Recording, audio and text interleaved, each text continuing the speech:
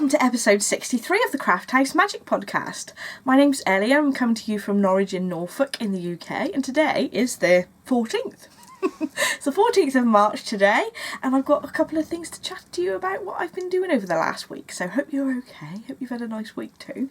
So I've got some knitting, couple of finished objects, ooh, and some sewing, a little bit of sewing, not too much, a gadget, some confessions, bit of a theme going on with this week's confessions, and some information on my shop update, which is tomorrow the 15th of March at 7 p.m. So you can find me on Instagram, Ravelry, Facebook as Craft House Magic, and my website is crafthousemagik.co.uk, and I've started putting my show notes on my website rather than in the down bar, because I think it's easier for people to sort of find, and the links work better, I think. So in the down bar there are links to my website as well, but if you type into Google crafthousemagik.co.uk, that'll take you to my website, and the show notes, there's a list of items on the left hand side of the website and you can click there for show notes. Right, so we've got a few craft alongs going on in the Ravelry groups, and I've just finished, and I actually picked a winner. I've actually got round to picking a winner for the gnome along. So the winner for the gnome along is Pink Pot, who is Sue from the UK. So well done, Sue. You've won a copy of the Rustic Elegance shawl by Jen Sheelan. I'll pop a picture up there of the shawl. It's a lovely shawl pattern, and it's something that I've got on my to-do list this year as well. So we've got the other knit along that's going on at the moment is the Edinburgh Yarn Festival knit along, and that'll just continue till about a week after Edinburgh Yarn Festival's finished. And we've got the discussion thread and the finished objects thread. I've actually remembered to open the finished objects thread now, so don't forget to pop your entries into the finished objects thread as well as chatting over on the discussion thread. Because there's prizes in both of them, so there we go. So I've got some more pattern prizes. So I've got the Tess shawl by Vintage Cyanide Designs, which I'll pop a picture up there. There's 3 copies of that, so there'll be 2 copies available for the discussion thread and 1 copy available for the winner of the finished objects thread. And there'll also be a new pattern prize which Jen has sent me. Is the High Tea with Jam Crumpet shawl, and it's a lovely lacy shawl as well. I'll pop another picture up there of it. So that's a new donation by Jen this week, so I thought I'd like to show you straight away. So those are the prizes for Edinburgh Yarn Festival. Don't forget there is a meet-up in Edinburgh. If you are going to Edinburgh, we're doing like a knit night on the Friday, which is the 21st, and it'll be in the Hampton by Hilton Edinburgh West End Hotel, and it'll be at 7 o'clock. But I have put details of the postcode, etc. in the Ravelry group, so if you want to come to that knit night, don't forget to go over to the Ravelry group to find the details there. I think that's all the administration done for today. So let's get on to the knitting. And we've got some finished objects. I've actually got 2 finished objects. How exciting. I might have cast on some socks and I might have finished them. So this lovely, lovely yarn is by Deb from Down Sheepy Lane. Please excuse the fact that I haven't actually wet blocked these yet. They're just stuck onto the sock blockers. But this gorgeous yarn is called Sweet Like Chocolate by Deb from Down Sheepy Lane, and it's gorgeous. It was a gobstopper ball, and everybody loves a good self-striping yarn, and this is one of my favourites I've knitted. It's got a lovely pink and brown, 2 different types of brown, and then a creamy sort of colour, and then a speckledy stripe, which is really lovely. And then it came with a little contrast ball of this creamy yarn as well, so I think they've made a lovely pair of socks. Oh dear. I have actually had a full glass of Coke this afternoon to give me some energy. Because, well, I don't actually drink Coke unless it's podcast day, so I'm not like hyper all the time. Well, maybe I don't need Coke to be hyper. Anyway. So actually, I forgot to tell you about the pattern I used. So I kind of made up this pattern as I went along. So I did these top down on 2.75mm needles. I used a 2x2 rib. And I managed to get toes, heels and cuffs out of a 20-gram ball. And there was some left. Let's show you how much was left. I should have organised myself. So this is a bit of a scruffy bit left because it's been bouncing around in my bag. But there's a couple of grams left there out of the 20 grams. And I did about 12 or 13 rows of rib. So I could have probably got away with a couple more rows there. But the 20 gram mini actually did all of the toes, heels and cuffs. So lots of people ask me that all the time. So there we go. I have actually got quite a bit left of the gobstopper ball. Well, I say quite a bit, it's not that much. But I could get some in my Cozy Memories blanket or something with that, so that would be lovely. So there was plenty out of the ball. So it came, the main gobstopper ball was 50 grams and the little mini was 20 grams. So that 70 grams set is brilliant because it comes out with a full pair of socks and then I've got a bit left extra. So the heel that I did, I was messing around doing some wrap and turn heels instead of the German short row, but I worked it in a similar way to I do my standard German short row heel, and you'll find that in the pattern that I posted in the videos I've put for the toe up socks. But I did do the wrap and turn instead of the German short row. But they're working out lovely. So there we go. Once I've actually wet blocked them, they'll be a bit neater. I knitted most of these in the car when we drove up to my parents for the weekend. And for some reason, I find that if I'm knitting in the dark, I find that my stitches aren't quite so neat. So that's why they're not quite as neat as normal. I'm sure they'll be all right though, especially once they're blocked. Right, so that's finished object number 1. I've got a finished object number 2. Barbara, would you like to come in? Hello, Barbara. Now I say this is finished, but I mean that all the knitting's finished. I haven't actually blocked it yet, so it looks a little bit scruffy. It needs a nice blocking on the blocking mats, and then that'll look nice and neat, I think. But I've done all the way around down the 2 sides of the steek that I made, and all the way around the neck as well. And I've done 1x1 twisted rib on all of these. I followed the pattern more or less for the buttonholes, but I placed them wherever I sort of fancied. I kind of did them, I just marked regular intervals on the cardigan button band, and I made the buttonholes where I wanted them to be. What I did slightly differently from the pattern on the neckband as well, so the top here was a provisional cast-on, so I picked up the stitches and then I just went round and knitted sort of 8 stitches and then knit 2 together all the way round so that it would sort of go in a little bit at the top, so that because I was scared of it sort of flaring out or being too much material up there. So that's what I did before I started doing the 1x1 twisted rib. And then once I'd done the 1x1 twisted rib, I decided not to do a stretchy cast off because I thought it might sort of flare out, and I think having a nice sturdy neckline stops it sort of stretching out. So I did a standard cast off. I did it in pattern in the 1x1 twisted rib. Knitted or purled 2 stitches. I slipped 1 stitch over the other like a normal cast off. So there we go.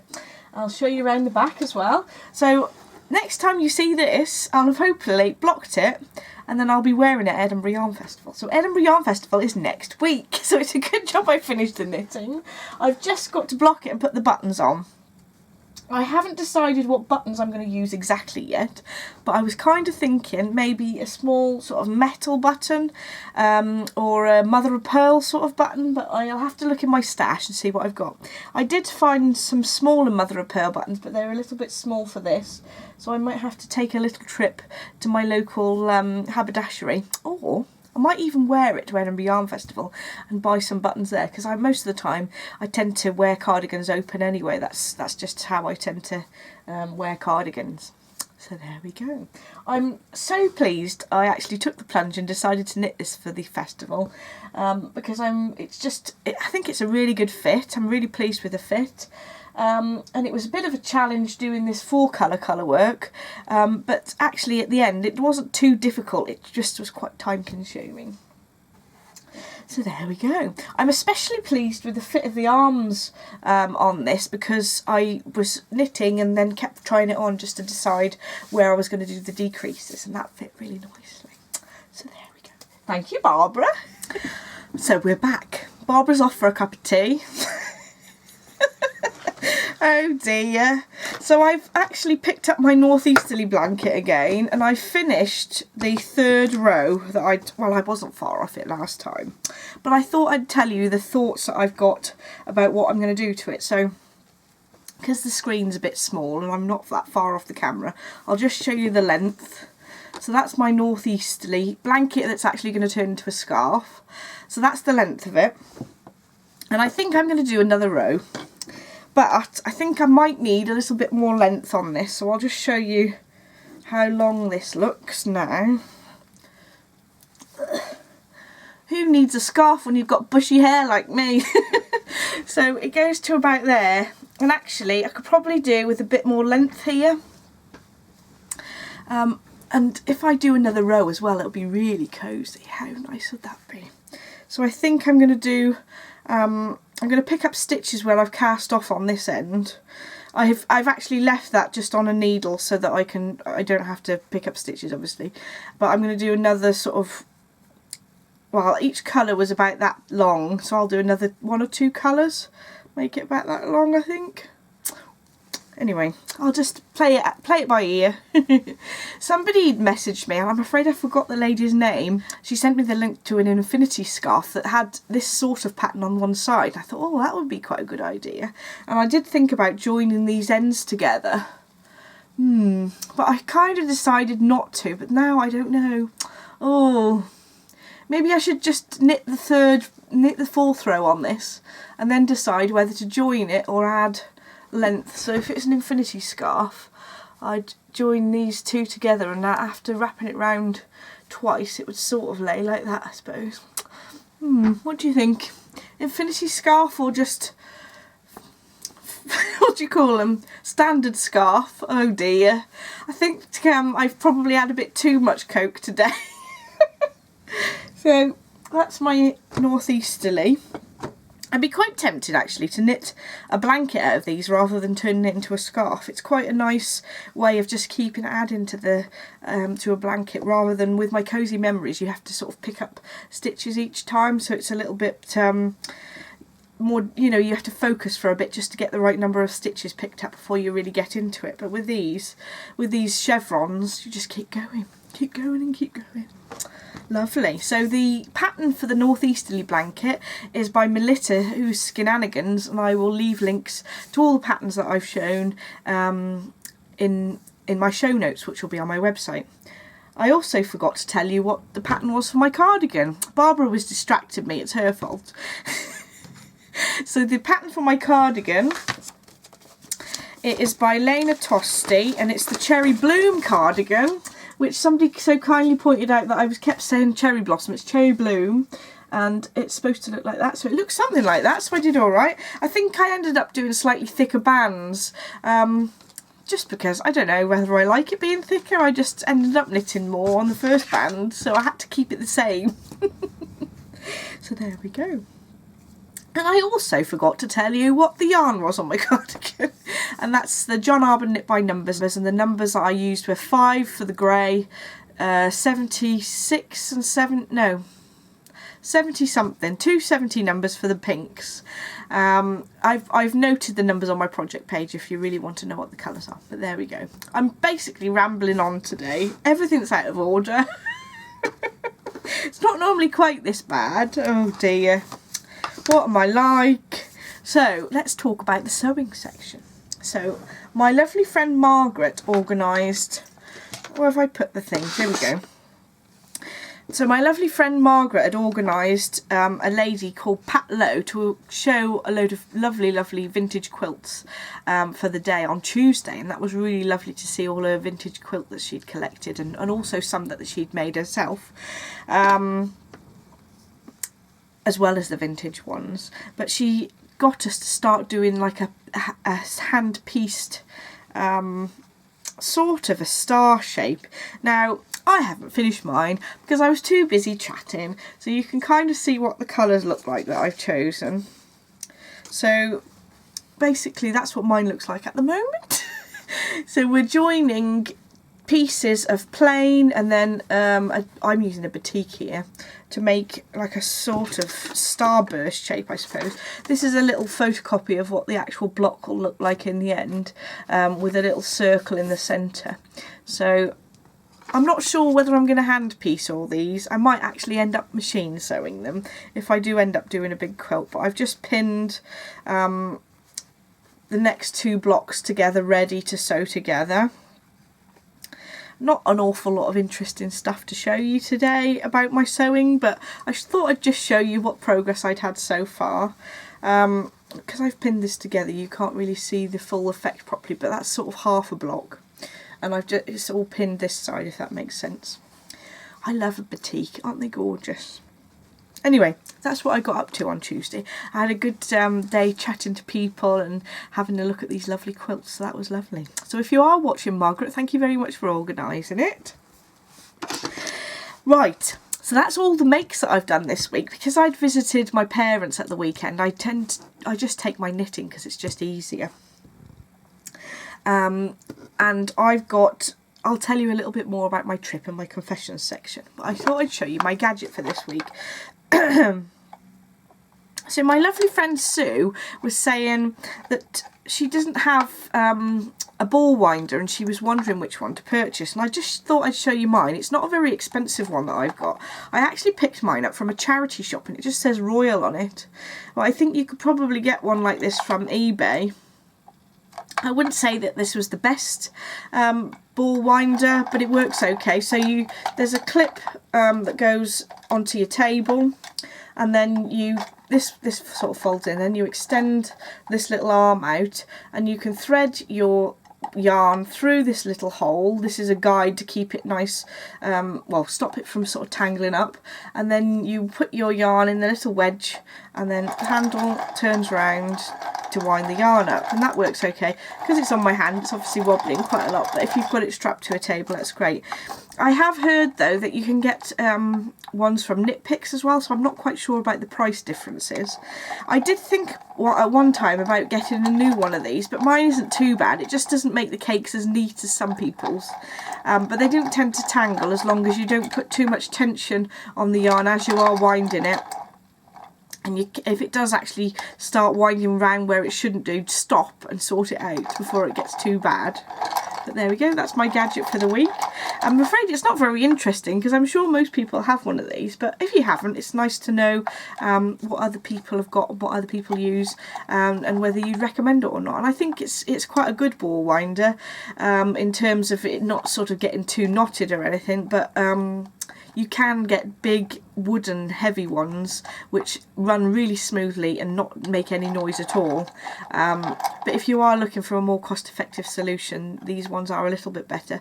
But I think when I got this at the time, I bought it from a charity shop for like £5, but on eBay I think they were charging 20 something, so they're not the cheapest thing in the world.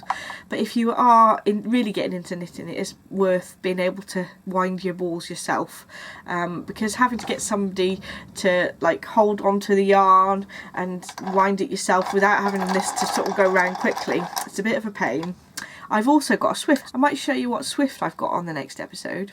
I am looking for a new Swift though, because I've got quite a cheap metal one which I picked up off eBay, but I'm quite fancying a nice wooden one, which would be lovely. We'll see. That might be in another confessions. Next week is Edinburgh Yarn Festival, so I probably won't do a proper podcast because I'll be away. So because I can't, but I will video clips of how I get on in Edinburgh and show you some of the stalls. Might be quite nice for you to see, and I'll put that up when I get back, and then I'll podcast the week after. So I've got my confessions next. So I keep saying sew a lot, and I didn't even do that much sewing this week. Oh dear. So I've done it again. We went to Shrewsbury to visit my parents. And if you're going to Shrewsbury, you have to go into the fabric shop. So I popped into Watson and Thornton, which is down Mardle, and I was looking for some fabric to make a cardigan with. So I thought, because I don't know if you watch my Make 9, but I'd got my eye on making is it the Blackwood cardigan by Helen's Closet? So I picked up some of this, it's double knit or a ponte material in grey to make a cardigan. It's a bit boring, but it's a lovely soft cotton version of a ponte, and I thought that would make a really nice cardigan. The Blackwood cardigan has got a longer version, a short version. I thought I might try the longer one. We'll see. I've got 2.5 meters, so I've got enough fabric if I wanted to do that. So then I went to meet my 2 lovely friends, Eva and Rachel. So Eva's from the Coco and Flora podcast, so you must go and watch hers. And she gave me a beautiful little envelope style, not envelope style, a little square notions pouch. And isn't that cute? Isn't that fabric adorable? And then it's got her lovely little logo inside, Coco and Flora. Not sure whether that's focusing properly. Hopefully you can see it. Now I've covered my face up. But she's got an Etsy shop and she makes these little square pouches, and they've got some stitch markers attached to them and a little progress keeper. How lovely. But aren't they, isn't that lovely with a rainbow on? Thank you so much, Eva. So we had a lovely chat and a cup of hot drink, and then we decided to just pop into Abercorn. As you do, and look, I found more grey fabric. So I picked this up. This is a sort of a lighter weight jersey, but it's in a darker grey, and I thought that this might be quite nice for a sort of a drapey going out top, which isn't that dressy, but something you could sort of dress up a bit with some jewellery. But there was so much here, because in Abercorn there's big baskets of fabric and you just pick a bit and then they weigh it and they tell you how much it is, and I think this came to about £10, and there's just over 2 meters here, so I should have plenty to do that. Or I could even make a Zadie dress out of this. I'm not sure. What do you think? But yeah, I thought grey fabric, that's just going to be so useful. But then, get this, I bought some more grey fabric. This one is a very cottony, like a t-shirt weight. We're having a fabric avalanche here. Oh dear. So this is a t-shirt weight grey cotton. And I picked this up specifically to line the inside of my Madewell cardigan. And this is my Madewell cardigan that I've been knitting. Well, I finished knitting, and it's in my You Spin Me Round colourway. And I'd actually sewn some velvet ribbon down the inside of the fronts, and then I decided to do it around the neck, and I thought I could sort of fold it in to shape round the neck, but it's not working very well. Somebody did suggest you might be better using like bias binding or something, but I thought, oh, I just want this lovely pretty velvet ribbon would be lovely, but I think it's a bit stiff to be able to be folded over. It's quite thick. And I've tried to sort of pin it so that it folds over, like as if they're mini darts around the neck, but it's not working. So what I thought I'd do is use some of this grey fabric just to line around the neck and around the front, and it's just to keep the stability of the cardigan, because I did it in quite a loose gauge, and it's because it's a super wash yarn, it tends to stretch a bit with the weight. So I am going to keep you updated on how I get on with that. I did start to film me sewing the ribbon around the inside, but then because I've decided that I don't like it, then I haven't published it. Oh well, we have to try these things out though, don't we? I think it would have been alright if I'd have just had the ribbon just down the front here, but because it's right behind the back of the neck and the neckband is quite wide around the neck, it was making the sort of neck bit stick up, so didn't work. So that's what I've been confessing for this week. So naughty. I forgot to say as well, Eva also makes other lovely things, and she gifted this to me for Christmas. Isn't that gorgeous? She does those in her shop, and I can't bring myself to put more pins in there because it's just too pretty. I have to just keep it like it is. And oh, look at the embroidery. Isn't that sweet? So Eva's got some of those in her shop, and I'll leave a link in the show notes for shop on Etsy as well. And now I think it's just my shop update to talk to you about. So I've just got one main thing to show you that's going to be in this week's shop update, and I've developed a little notions pouch that sort of stands up like this, so that you can actually see what's inside there, so that you can get stitch markers and bits and bobs. It fits sort of a little pair of scissors and some needles and some stitch markers in there. And it comes, I think it's about 7.5 inches from the longest edge on the top. But you can fit your little bits and bobs in there to put inside your knitting bag. So this matches the sheep bags that I've made, but I'm planning on doing some different fabrics to make these little bags up. But you can see that there's sheep fabric on the inside as well, which matches the bigger bags. I've also restocked some of the bigger bags, the normal like knitting bags to go with these in the shop as well as DPN cases and notions pouches. But there we go. I am also restocking some of the yarns as well in tomorrow's update, but they're drying now so I can't show you them. But one of those is Over the Rainbow, and I've got a couple of others in there as well, which if you follow me on Instagram you'll be able to see. So I think that's all for today. Thank you so much for watching, and don't forget to stay tuned for next week, or it'll probably be just after Edinburgh Yarn Festival, for my little video of our little adventure up to Edinburgh. So thank you so much for watching. Don't forget to like and subscribe if you want to see more, and I'll see you soon. Bye!